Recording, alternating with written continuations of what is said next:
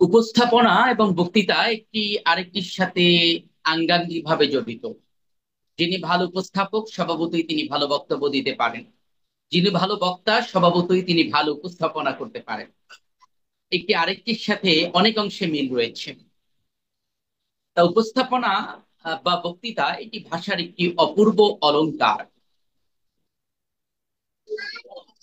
নির্ধারিত বিষয়বস্তুর দিকে লক্ষ্য রেখে সুসংহতভাবে সাজিয়ে কথা বলাকেই আমরা সুন্দর উপস্থাপনা বা বক্তৃতা বলতে পারি।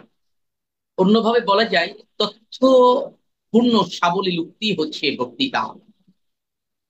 বক্তৃতা দেওয়ার এই শক্তি বা বাগ্মিতার শক্তি, উপস্থাপনার এই শক্তি কেউ মায়ের উদর থেকে নিয়ে আসে না, বরং পৃথিবীর আলো বাতাসে রং রূপ স্পর্শে মানুষের মাঝে এই বাগ্মিতার বা উপস্থাপনার গুণ তৈরি হয়। কণ্ঠের সুর, তাল, ধ্বনি ভিন্ন রকম হলেও তাকে বিভিন্নভাবে সুন্দর ও সাবলীল করে তোলা যায়। একটি সার্থক বক্তৃতা বা একটি চমৎকার উপস্থাপনা সমাজ, দেশ, এমনকি বিশ্বকে প্রভাবিত করতে পারে। সাংবাদিকতার সাথে উপস্থাপনার একটি চমৎকার সম্পর্ক আছে। সাংবাদিকতার কোন ডকুমেন্টারি উপস্থাপন করার জন্য একটি সুন্দর উপস্থাপনার প্রয়োজন হয়। সাংবাদিকতার এই জগতে যদি আপনি টক শোতে অংশগ্রহণ করতে চান, সেখানে আপনার একজন ভালো বক্তা বা ভালো উপস্থাপক হতে হয়। সুতরাং যিনি একটি অনুষ্ঠানের উপস্থাপনা করেন তিনি যেমন উপস্থাপক, একই সাথে যিনি বক্তব্য প্রদান করেন তিনি বক্তব্যের উপস্থাপক। আবার যিনি একটি অনুষ্ঠান সঞ্চালনা করেন তিনি ওই অনুষ্ঠানের উপস্থাপক। যিনি কোনো রিপোর্টকে মানুষের সম্মুখে পেশ করেন তিনি রিপোর্টের উপস্থাপক। সুতরাং উপস্থাপনা একটি মৌলিক এবং গুরুত্বপূর্ণ বিষয়। আমাদের সবারই মনের একটি ইচ্ছা থাকে যে আমি যদি ভালো বক্তৃতা দিতে পারতাম, আমি যদি ভালোভাবে উপস্থাপনা করতে পারতাম। আসলে এটি একটি আর্ট, এটি একটি শিল্প, যার ব্যাপারে দক্ষতা ছাড়া কাঙ্ক্ষিত লক্ষ্যে পৌঁছানো যায় না। এই কারণে আমরা সাংবাদিকতার পাশাপাশি উপস্থাপনার বিষয়টি নিয়ে এসেছি। কারণ টকশোতে কথা বলা কিংবা মিডিয়াতে বক্তব্য দেওয়া সবগুলোই সাংবাদিকতার সাথে ওতপ্রোতভাবে জড়িত। তা আমরা যদি একটু দেখার চেষ্টা করি উপস্থাপনার বা বক্তৃতার গুরুত্ব আসলে কি। সুন্দর বক্তৃতা বা সুন্দর উপস্থাপনার গুরুত্ব দুই ভাবেই রয়েছে। একটি হলো ধর্মীয় গুরুত্ব বা শারঈ গুরুত্ব, আরেকটি হচ্ছে সাধারণ গুরুত্ব। ধর্মীয় গুরুত্বের ক্ষেত্রে যদি আমরা বলার চেষ্টা করি তাহলে আমরা দেখব বক্তৃতা হচ্ছে নবুয়তের ভূষণ। বক্তৃতায় পারদর্শী ছিলেন না পৃথিবীতে এমন কোন নবী রাসূলের উপমা নেই। এমন কোন নবী রাসূল ছিলেন না যারা সুন্দর বক্তৃতা দিতে পারতেন না। শৈশবে হযরত মুসা আলাইহিস সালাম, আমরা জানি ঘটনাক্রমে তার জিহবা আগুনের সংস্পর্শে আসার কারণে তথা আগুনে পুড়ে যাওয়ার কারণে কিছুটা বক্তব্যের স্পষ্টতা তিনি হারিয়ে ফেলেছিলেন। কিন্তু যখন আল্লাহ তাআলার পক্ষ থেকে তার উপরে নবুয়াতের দায়িত্ব আরোপিত হলো, রেসালাতের দায়িত্ব যখন দেওয়া হলো, তখন তিনি আল্লাহ তাআলার কাছে দোয়া করেছিলেন, যেটি আমরা সূরা তাহা 25 থেকে 27 নম্বর আয়াতে পাই। আল্লাহ তাআলার কাছে দোয়া করেছিলেন, রব্বি শরহ লি সদরি ওয়া ইয়াসসির লি আমরি ওয়াহলুল উকদাতাম মিন লিসানি। হে আমার প্রতিপালক, আমার বক্ষ প্রশস্ত করে দাও, আমার কাজ সহজ করে দাও এবং আমার জিহ্বার জড়তা দূর করে দাও। বস্তুত এই দোয়া করার পরেই আল্লাহ তাআলা হযরত মুসা আলাইহিস সালামের সেই জিহ্বার জড়তা দূর করে দিয়েছিলেন। সুতরাং আমাদের জিহ্বার যদি জড়তা থাকে, আমরা সেই জড়তা দূর করার জন্য আল্লাহ তাআলার কাছে দোয়াটি করতে পারি। শুধু জড়তা দূর করার জন্য তা নয়, বরং যে কোনো বক্তব্য শুরু করার আগে আল্লাহ তাআলার কাছে এই ফরিয়াদ আমরা রাখতে পারি। কারণ অনেক সময় দেখবেন আপনি ভালো বক্তব্য দিতে পারেন, কিন্তু কোনো এক প্রেক্ষাপটে আপনার বক্তব্য জড়িয়ে যাচ্ছে। এটা হতেই পারে। সেক্ষেত্রে আল্লাহ তাআলার কাছে দোয়া করে নিলে স্বভাবত আশা রাখা যায় যে আল্লাহ তাআলা আপনাকে বক্তব্য দেওয়াকালীন যাবতীয় জটিলতা থেকে হেফাজত করবেন। ধর্মীয় গুরুত্বের দ্বিতীয় যে বিষয়টি তা হচ্ছে দিনী দাওয়াতের অন্যতম মাধ্যম হতে পারে। একটি সুন্দর উপস্থাপনা বা বক্তব্য।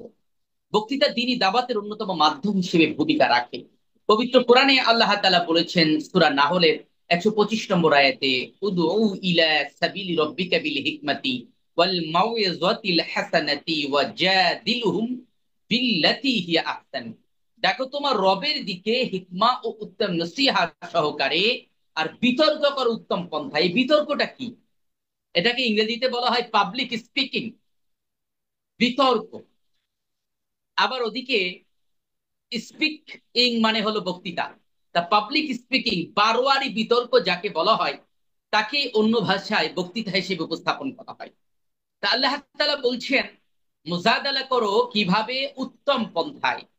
বিতর্কের একটা নির্দেশনা আল্লাহ তাআলা দিলেন, কিন্তু বিতর্ক কি জিনিস তাই যদি না জানি, তাহলে আমি উত্তম পন্থায় বিতর্ক কিভাবে করব? আগে তো আমাকে জানতে হবে বিতর্ক কাকে বলে। তা বিতর্কের কিছু রীতিনীতি আছে, বক্তৃতারও কিছু রীতিনীতি আছে। অনেক সময় দেখা যায় যে আমাদের বক্তৃতার জন্য সময় দেওয়া হয়েছে 3 মিনিট, আমি ভূমিকায় সময় নিয়েছি 2.5 মিনিট। 2.5 মিনিট সময় নেওয়ার পরে আমার কাছে আর 30 সেকেন্ড সময় আছে। এবার আমি কি মূল জায়গায় যাব নাকি শেষ করব, এটি চিন্তার ব্যাপার হয়ে দাঁড়ায়।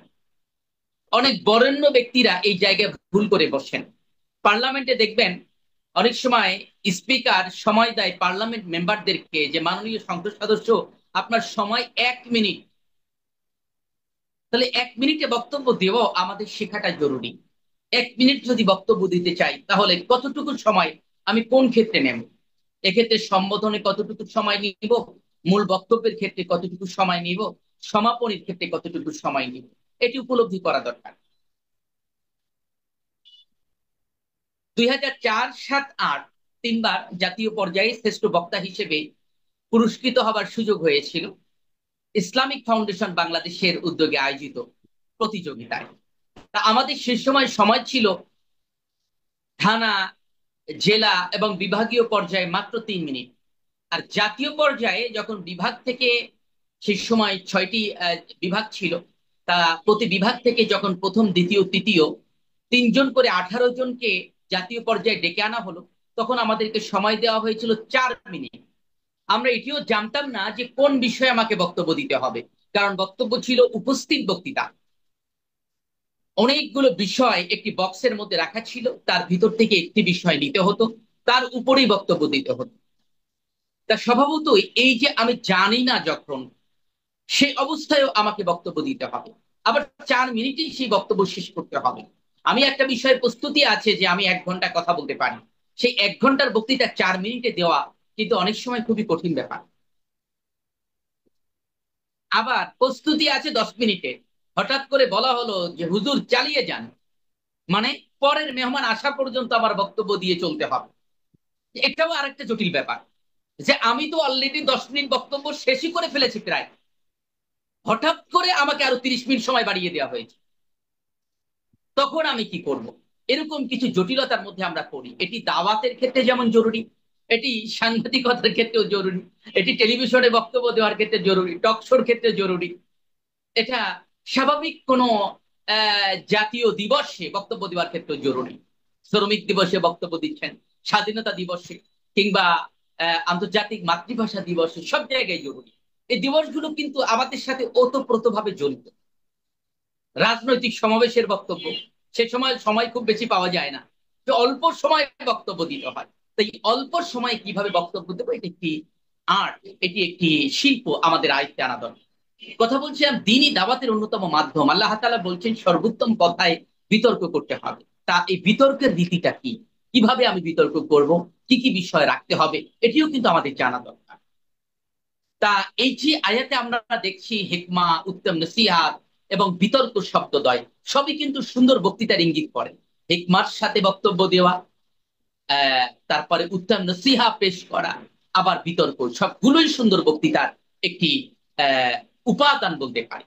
নবী সাল্লাল্লাহু আলাইহি সাল্লাম বলেছেন, আমরা জানি, নিশ্চয়ই বক্তব্যের মধ্যে জাদুর প্রভাব আছে।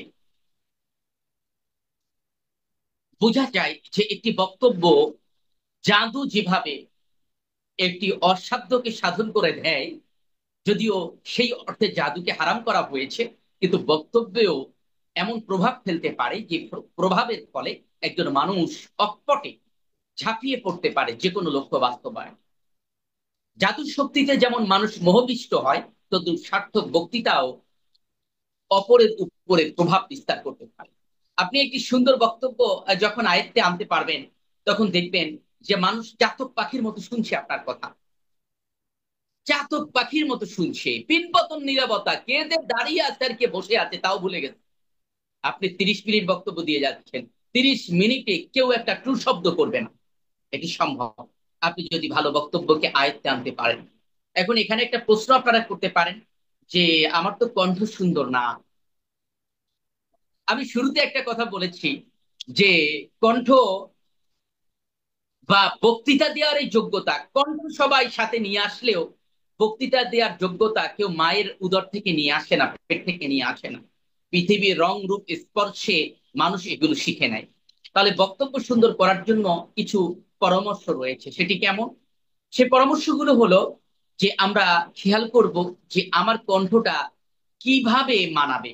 মানে অনেকে দেখবেন আস্তে করে কথা বললে ভালো শোনা যায়, অনেকে দেখবেন টেনে বক্তব্য দিলে ভালো শোনা যায়, অনেকে দেখবেন উচ্চ আওয়াজে বক্তব্য দিলে ভালো শোনা যায়, আবার আলহামদুলিল্লাহ অনেকে 3 ভাবেই বক্তব্য দিলে ভালো শোনা যায়।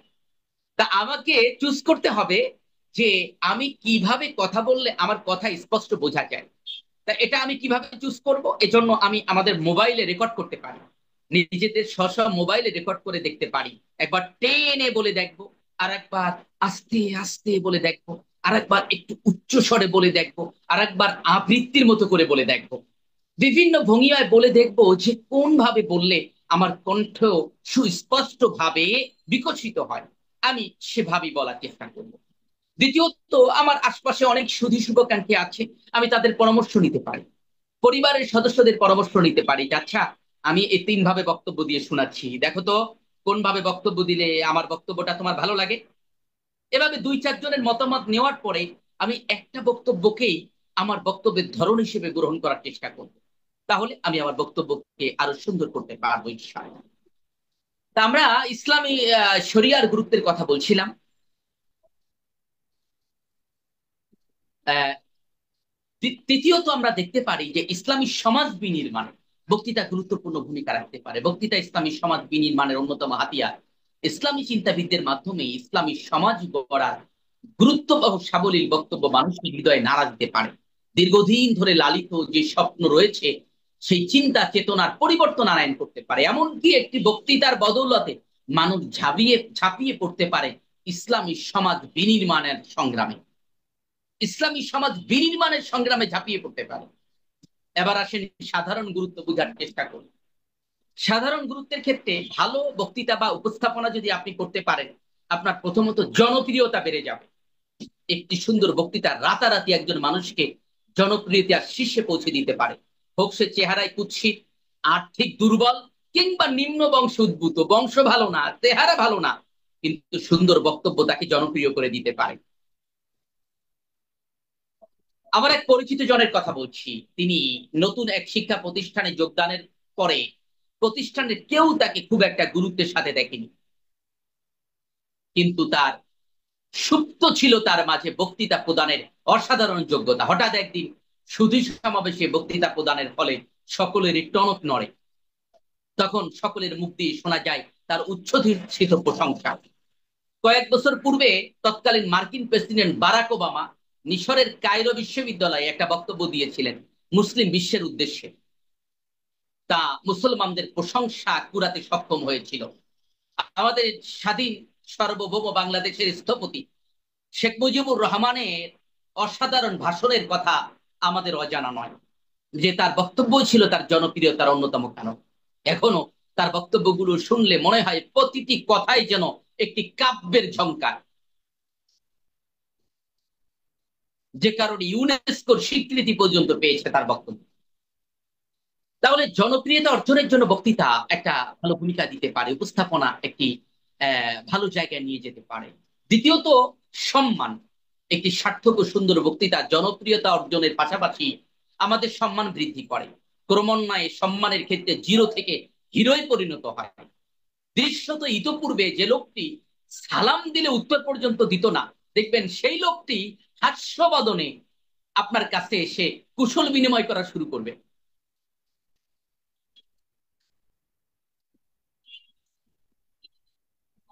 একটা এক্সাম্পল দিয়েছি এই বক্তৃতার যত কৌশল বইয়ের মধ্যে, যে সর্দার সাহেব তখন একাদশ শ্রেণীর ছাত্র, খুলনার খানজাহান আলী ব্রিজ এলাকায় এক অনুষ্ঠানে তাকে প্রধান অতিথি হিসেবে আমন্ত্রণ জানানো হয়। কোন ক্লাসে পড়ে?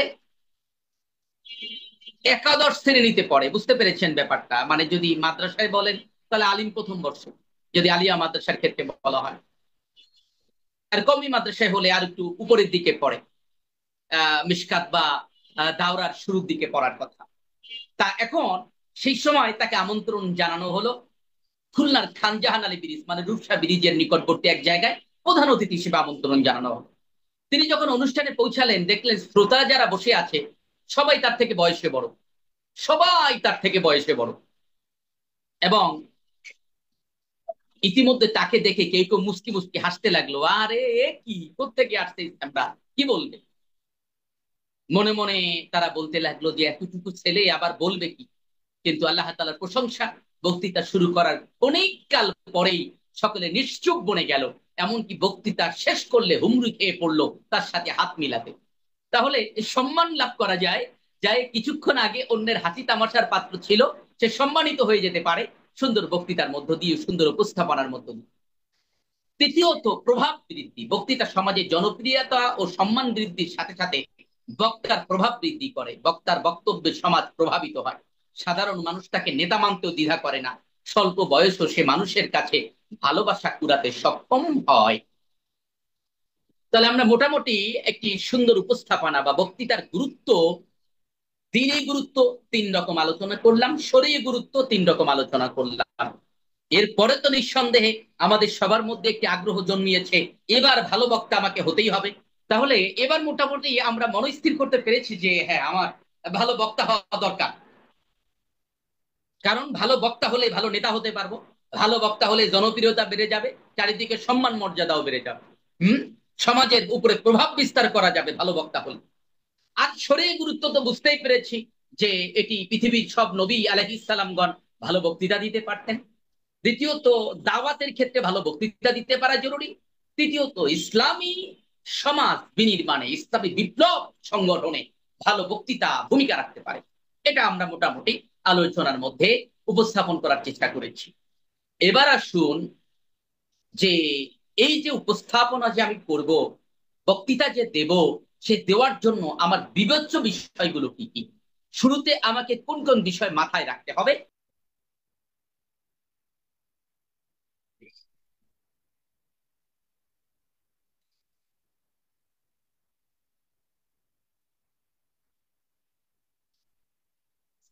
আসুন, উপস্থাপনায় বিবেচ্য বিষয়গুলো কি তা আমরা একটু দেখার চেষ্টা করি। উপস্থাপনায় বিবেচ্য বিষয় হলো সাতটি। আমি আবারও বলছি, উপস্থাপনায় বিবেচ্য বিষয় হলো সাতটি। এক নম্বরে, প্রারম্ভে বিসমিল্লাহির রহমানির রহিম সহ কোরআনের বিষয়ভিত্তিক কোনো আয়াত বা হাদিসের কোনো উদ্ধৃতি কিংবা মনীষীদের কোনো উক্তি উল্লেখ করতে হবে। অথবা এসবের পরিবর্তে কোনো কবিতার পংক্তি ব্যবহার করা যেতে পারে। প্রারম্ভে বিসমিল্লার পূর্বে সালাম দেওয়াও রীতি বহির্ভূত নয়, বরং হাদিস সম্মত। তাহলে শুরুতে কি করব? শুরুতে একটি সালাম দিব, সুন্দর করে সালাম দিব এবং সেটি যেন সঠিক উচ্চারণে হয়। দ্বিতীয়ত, শুরুতে আমরা সালাম দেওয়ার পরেই বিসমিল্লাহির রহমানির রহিম, বিসমিল্লাহির রহমানির রহিম, এটি বলারও অনেক রকম ধরন থাকতে পারে। আমরা প্র্যাকটিস করে দেখবো যে কিভাবে বললে সুন্দর শোনা যায়। বিসমিল্লাহির রহমানির রহিম, বিসমিল্লাহির রহমানির রহিম, বিসমিল্লাহির রহমানির রহিম। আমরা বলার একটি প্র্যাকটিসের মধ্যে আনবো। কোরআনের বিষয় ভিত্তিক বিভিন্ন আয়াত বা হাদিসের কোনো উদ্ধৃতি দিব। যখন বিসমিল্লাহ বললাম, এরপরেই আমি যে বিষয়ে আজকে উপস্থাপনা করব, মানে অনুষ্ঠানটার ধরন বুঝে আমি হয়তো একটি আয়াত বা একটি হাদিসের উদ্ধৃতি দিব। কিংবা এ বিষয়ে যদি একেবারে জেনারেল কোনো প্রোগ্রাম হয় যেটা ইসলামিক না, তাহলে কোনো মনীষীদের কোনো উক্তি আমরা উল্লেখ করতে পারি। আবার কোনো কবিতার পঙ্ক্তি বলতে পারি আমরা, যে বিষয়ে আলোচনা করব সে বিষয়ে একটা কবিতা বললাম। যেমন বর্ষাকাল নিয়ে বক্তব্য দিচ্ছেন আপনি, তাহলে শুরুতে বলতে পারলেন, নীল নভ ঘনে আষাঢ় গগনে তিল ঠাইয়ার নাহিরে, ওগো আস্তরা যাস্তি গো তোরা যাস্তে ঘরের বাহিরে। বা গগনে গর্জে মেঘ ঘন বর্ষা, কুলে একা বসিয়াছি নাহি ভরসা, রাশি রাশি ভাড়া ভাড়া ধান কাটা হলো ছাড়া। বিভিন্ন একটা বিষয়কে নিয়ে আসা। শীতকাল নিয়ে বক্তব্য দিচ্ছি, তাহলে শীতকালের উপরে একটা কবিতা নিয়ে আসা গেল। হিম হিম শীত শীত, শীত বুড়ি এলো রে, কনকনে ঠান্ডায় দম বুঝি গেল রে। বা জলের উঠেছে দাপ, কার শব্দ দেয় হাত, আক করে কেটে লয় বাপ, কালের স্বভাব দোষ, ডাকছে রে ফোঁস, জল নয় এই জন্য কাল সাপ। এটা বিভিন্ন কবির কবিতা আর কি। তা এরকম বিষয় নিয়ে আসা হলো। আপনি কোন জায়গায় এলমের গুরুত্ব নিয়ে কথা বলছেন, শুরুতে বিসমিল্লাহির রহমানির রহিম বলার পরেই বললেন ক্বালা রাসূল সাল্লাল্লাহু আলাইহি ওয়াসাল্লাম, বা ক্বালা নবী সাল্লাল্লাহু আলাইহি ওয়াসাল্লাম, তালাবুল ইলমি ফরিদাতুন আলা কুল্লি মুসলিম। অথবা এল নিয়ে বক্তব্য দিচ্ছেন, শুরুতে আরেকটা আয়াত পড়ে নিলেন যে বিসমিল্লাহির রহমানির রহিম, ইকরা বিসমি রাব্বিকাল্লাযী খালাক। এভাবে একটা আয়াত বা একটা হাদিসের উদ্ধৃতি দিয়ে শুরু করা গেল, কিংবা কোনো মনীষীর বক্তব্য দিয়ে শুরু করা যায়। হাদিস এটাও মনীষীর বক্তব্য, নবী সাল্লাল্লাহু আলাইহি সাল্লাম তো সবচেয়ে বড় মনীষী। অথবা এ ব্যাপারে যেমন এলমের গুরুত্ব নিয়ে কথা বলতে গেলে ইমাম বুখারী রাহমাহুল্লাহর বক্তব্য নিয়ে আসা যায়, আল ইলমু ক্বাবলাল কওলি ওয়াল আমালি। এভাবে বক্তব্যের শুরুতে নিয়ে আসা গেল। তারপরে এই কথাটা বলার পরে আমাকে খেয়াল করতে হবে 2 নম্বরে, উপস্থাপনার ক্ষেত্রে আয়োজক এবং অনুষ্ঠানের ধরনটা নিয়ে, যে এই অনুষ্ঠানের আয়োজন কারা করেছে এবং এটা কি ধরনের অনুষ্ঠান এটি খেয়াল করতে হবে। প্রত্যেকটি অনুষ্ঠানের আয়োজক থাকে, হতে পারে তা কোনো সংস্থা কিংবা প্রতিষ্ঠান। উক্ত সংস্থা বা প্রতিষ্ঠানের নাম নির্ভুলভাবে উল্লেখপূর্বক তাদের আয়োজিত অনুষ্ঠানটির নাম বা ধরন বলতে হবে। আমি আবারও বলছি, যে কোনো আয়োজন কোনো একটা প্রতিষ্ঠানের পক্ষ থেকে করা হয় কিংবা কোনো সংস্থার পক্ষ থেকে করা হয়, আয়োজকের নাম বলা, যে কে আয়োজন করেছে এবং এটা কি অনুষ্ঠানের আয়োজন করেছে, অনুষ্ঠানের নাম বা ধরন উল্লেখ করতে হবে, এবং যে প্রতিষ্ঠান আয়োজন করেছে তার নামটা নির্ভুল ভাবে বলতে হবে। যেমন দাওয়া ইউনিভার্সিটির পক্ষ থেকে আয়োজন করা হলো, তাহলে কি আপনারা বলবেন দাওয়া ইউনিভার্সিটি? না, দাওয়া ইউনিভার্সিটি পরিপূর্ণ নাম কি? ইন্টারন্যাশনাল দাওয়া ইউনিভার্সিটির উদ্যোগে আয়োজিত সাংবাদিকতা উপস্থাপনা করছে। উপস্থিত সুপ্রিয় দর্শক মন্ডলী, সকলকে জানাই আন্তরিক মোবারকবাদ ও অভিনন্দন। তা এই যে প্রতিষ্ঠানের নাম সুন্দরভাবে বলা, নির্ভুল ভাবে বলা, ধরন বলা। একটা টেলিভিশনের অনুষ্ঠানে গিয়েছেন, তাহলে সেই টেলিভিশনের নামটা কি? ডিবিসি নিউজ, তাহলে ডিবিসি নিউজের কথা বলতে হবে। এটিএন বাংলা, এটিএন বাংলার কথা বলতে হবে। ইসলামিক ফাউন্ডেশন, ইসলামিক ফাউন্ডেশনের পরিপূর্ণ নাম কি? Islamic foundation Bangladesh. আপনারা পরিপূর্ণভাবে প্রতিষ্ঠানটার নাম জেনে নেবেন এবং কি ধরনের আয়োজন করলো সেই অনুষ্ঠানের ধরনটা উল্লেখ করতে হবে। আমরা আরো প্র্যাকটিক্যাল যে যাচ্ছি একটু পরেই। 3 নম্বরে সভাপতি। ম্যাক্সিমাম অনুষ্ঠানে একজন সভাপতি থাকে, তবে টেলিভিশনের অনুষ্ঠানগুলোতে অনেক সময় সভাপতি নাও থাকতে পারে। আমরা টেলিভিশনের উপস্থাপনা নিয়ে আপনাদের আলাদা একটা ক্লাস নেওয়ার চেষ্টা করব। তা স্বাভাবিকভাবে ম্যাক্সিমাম অনুষ্ঠানে সভাপতি থাকে। সভাপতি কোন অনুষ্ঠানের মূল মধ্যমণি, সুতরাং আয়োজক অনুষ্ঠানের নাম বলার পরেই সভাপতির নাম উল্লেখ করতে হবে। কেমন? বাংলাদেশ ইসলামিক ইউনিভার্সিটি কুষ্টিয়ার উদ্যোগে আয়োজিত মহান স্বাধীনতা দিবসের 56 বছর পূর্তি আলোচনা সভায় উপস্থিত অনুষ্ঠানের সুযোগ্য সভাপতি। তাহলে কোন অনুষ্ঠানের সভাপতিকে সম্বোধন করা, সভাপতির নাম সময় থাকলে নাম বলবেন, আর সময় না থাকলে শুধু সভাপতি বলেই শেষ করবেন। সুতরাং আয়োজক অনুষ্ঠানের নাম বলার পরে সভাপতির নাম উল্লেখ করতে হবে। এক্ষেত্রে সভাপতির বিশেষণ বা গুণাবলী গুলো উল্লেখ করা যেতে পারে। এটা সময় বুঝে উল্লেখ করতে হবে, হাতে সময় বেঁচে আছে, একটু সভাপতির বিশেষণ গুলো উল্লেখ করলেন। অনুষ্ঠানের সুযোগ্য সভাপতি, বিশিষ্ট ইসলামী চিন্তাবিদ, শিক্ষাবিদ, দানবীর, গবেষক জনাব আব্দুল করিম। তা এভাবে একটা বিশেষণ উল্লেখ করে উপস্থাপন করা যেতে পারে। তারপরে 4 নম্বরে খেয়াল করতে হবে অনুষ্ঠানে কোনো অতিথি আছে কিনা। উপস্থাপনার চতুর্থ বিবেচ্য বিষয় হলো অতিথিবৃন্দ। পর্যাপ্ত সময় পেলে ক্রমান্বয়ে প্রধান অতিথি ও বিশেষ অতিথিবৃন্দের নাম আর সংক্ষিপ্ত সময় হলে সম্মানিত অতিথিবৃন্দ বলে সম্বোধন করা একান্ত প্রয়োজন। অতিথিবৃন্দকে আমরা সম্বোধন করেই এই উপস্থাপনা বা বক্তব্য শুরু করতে পারি। 5 নম্বরে হচ্ছে শ্রোতা। উপস্থাপনার পঞ্চম বিবেচ্য বিষয় হলো শ্রোতা মণ্ডলী। শ্রোতা মণ্ডলীর বিভিন্ন শ্রেণী হতে পারে, যেমন সুধীবৃন্দ, ছাত্রছাত্রী, তরুণ তরুণী, যুবক ভাইরা, শিক্ষকবৃন্দ, সংগ্রামী সাথী ও বন্ধুগণ ইত্যাদি। তা বক্তৃতা প্রদানের পূর্বে লক্ষ্য রাখতে হবে কাদের সম্মুখে বক্তব্য পেশ করা হচ্ছে, তাদের বিশেষণ সহ উল্লেখ করা। যে সুপ্রিয় দর্শক মন্ডলী, সম্মানিত শ্রোতা মন্ডলী, সুপ্রিয় সুধীবৃন্দ, একান্ত প্রিয় স্নেহের ছাত্রছাত্রীবৃন্দ, তরুণ তরুণী, ভাই ও বোনেরা, আমার একান্ত প্রিয় যুবক ভাইরা, সম্মানিত শিক্ষকবৃন্দ, সংগ্রামী সংগ্রামী সাথী ও বন্ধুগণ। এভাবে শ্রোতাবৃন্দের যে ধরনগুলো আছে, এই ধরনগুলো আমরা একটু আয়ত্তে আনার চেষ্টা করব। 6 নম্বরে অভিবাদন। পূর্বে উল্লেখিত সকলকে সম্বোধন করে ধর্মীয় অভিবাদন বা সাধারণ অভিবাদন জানাতে হবে। যদি আমরা আগেই সালাম দিয়ে থাকি তাহলে এখানে আর সালামের প্রয়োজন নেই। আবার দুইবারও চাইলে সালাম দিতে পারি। অনেক সময় দেখা যায় যে ভূমিকাটা একটু দীর্ঘ হওয়ার কারণে মাঝে আরো অনেক লোকজনের উপস্থিতি হয়েছে, শুরুর দিকে সালাম অনেকে খেয়ালও করে নাই। সুতরাং আমরা আরেকবার সালাম চাইলে দিতে পারি, অথবা শুরুতে সালাম দিলে আর সালাম দেওয়ার প্রয়োজন থাকে না। সেই জায়গায় আমরা বলতে পারি সকলকে জানাই শুভেচ্ছা ও অভিনন্দন, বা সালাম ও মোবারকবাদ। সকলকে জানাই আন্তরিক প্রীতি ও শুভেচ্ছা। এই হলো আমার একেবারে উপস্থাপনার মূল জায়গা। এবার আমরা এর সাথে কি উল্লেখ করতে পারি? প্রশংসা ও দুরূদ উল্লেখ করতে পারি। বক্তৃতার জন্য নির্ধারিত সময় যদি 10 মিনিটের অধিক হয়, এই বিষয়টি খেয়াল করবেন।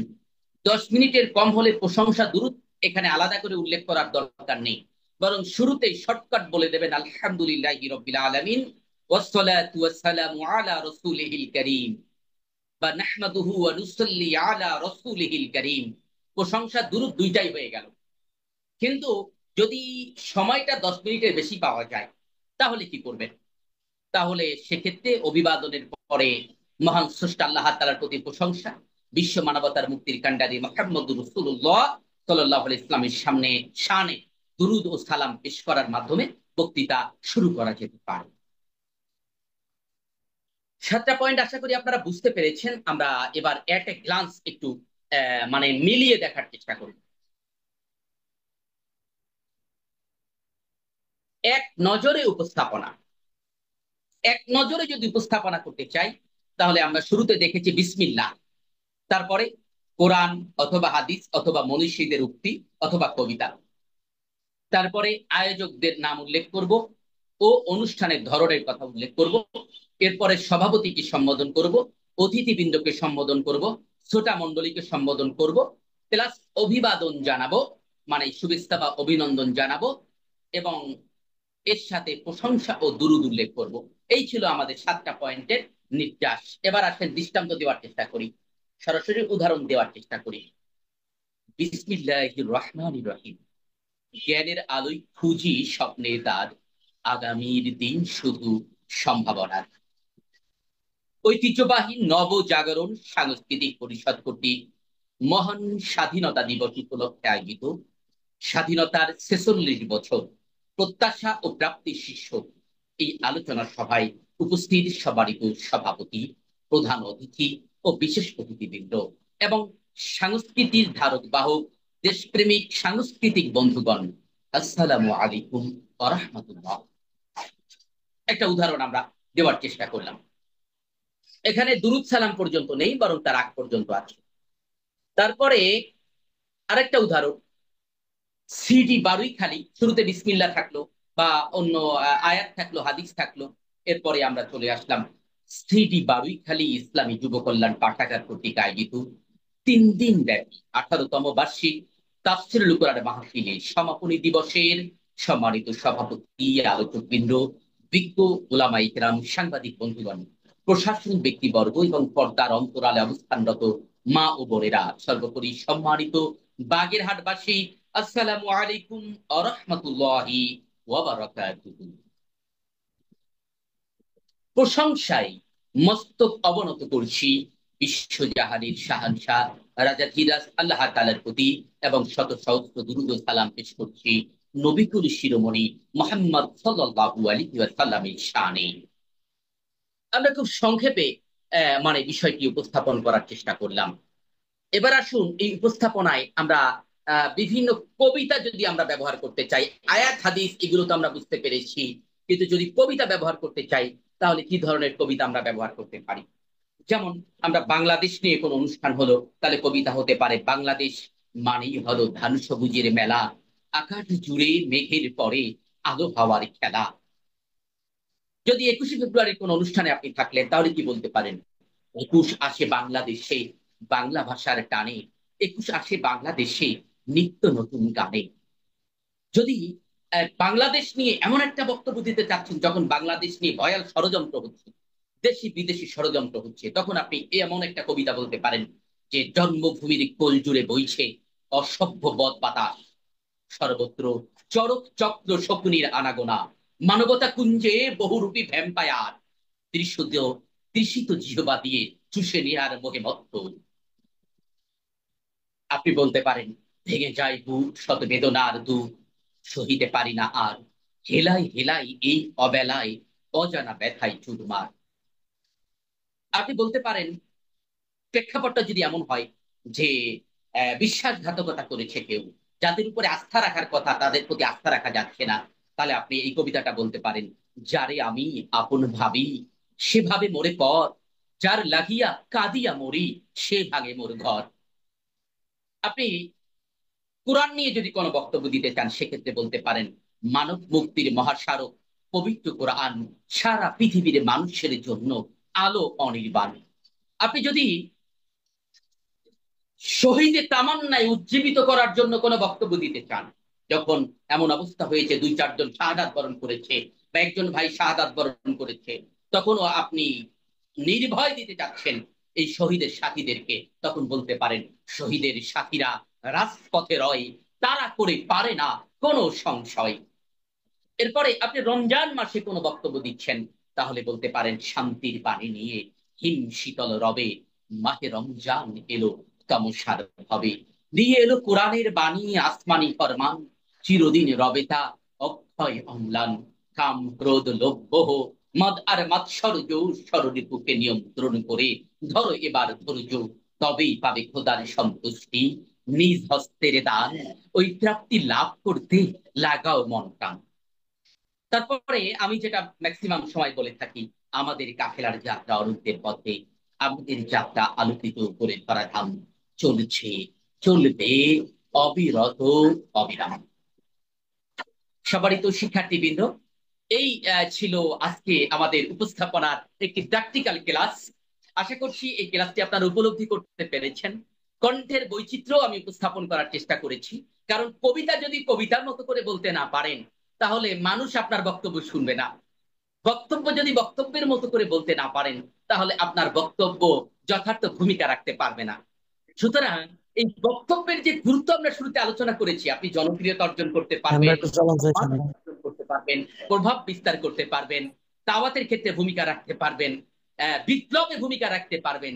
এই জায়গাগুলোকে সফলতা অর্জন করার জন্য বক্তব্যের এই গুণাবলীগুলো, উপস্থাপনার এই গুণাবলীগুলো অর্জন করা খুবই জরুরি। তা আজ আমাদের আজকের এই বক্তব্যটা এই পর্যন্তই।